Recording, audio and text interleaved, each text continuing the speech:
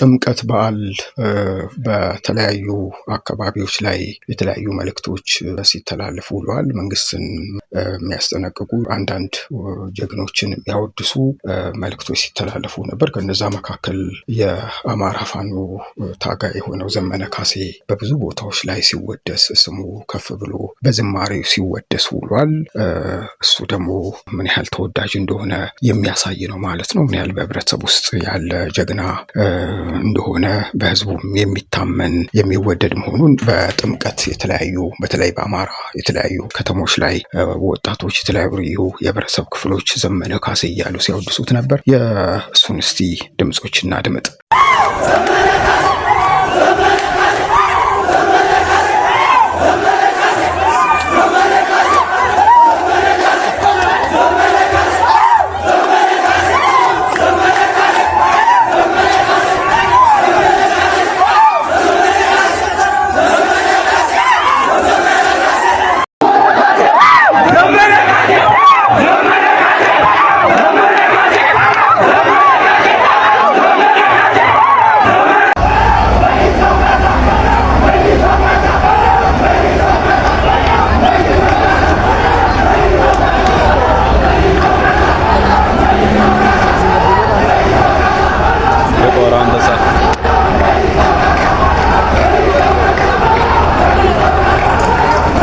እንግዲህ ጠቅላይ ሚኒስትር ዶክተር አብይ አህመድንም የተመለከቱ መልእክቶች ሲተላለፉ ነበር። ከዛ ባለፈ በአዲስ አበባም እንግዲህ የታዩ ትዕይንቶች፣ አስገራሚ ትዕይንቶች፣ ያልተጠበቁ ትዕይንቶች አሉ። እሱንና ሌሎች ቪዲዮዎችንም እናስከትለን እናስደምጣችሁ።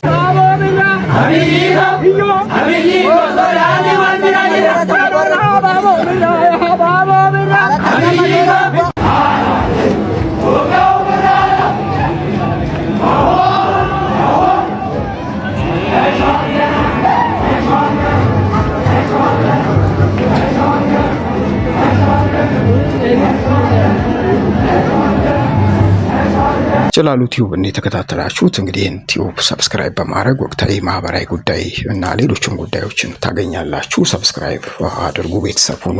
አብራችሁን ስለነበራችሁ እናመሰግናለን።